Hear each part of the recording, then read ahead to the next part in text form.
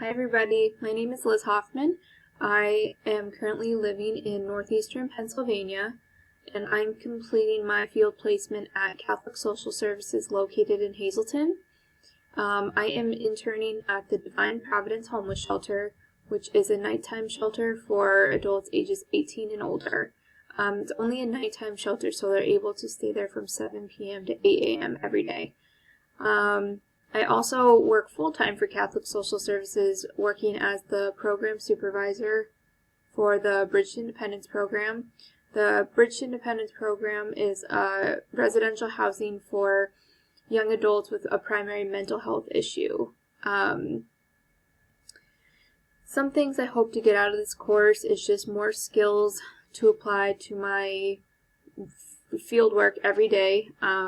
Working with young adults with mental health issues. They've come into this program with a past and things they've been through, so I think learning more skills to help these individuals will be really great for my work here at the program.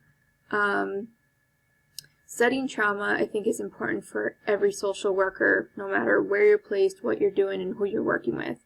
Eventually, in your line of work, you will be working with somebody who went through a little bit of trauma, severe trauma, any kind of trauma. So I think it's always relevant to learn as much as possible and apply those skills to your work every day.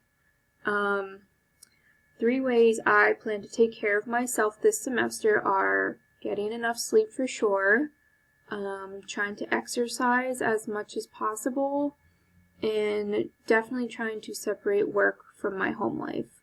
I feel that's probably something we all do unintentionally, but it does happen, and I think it's just important to give yourself that personal time when you're home with your family, with your friends, things like that.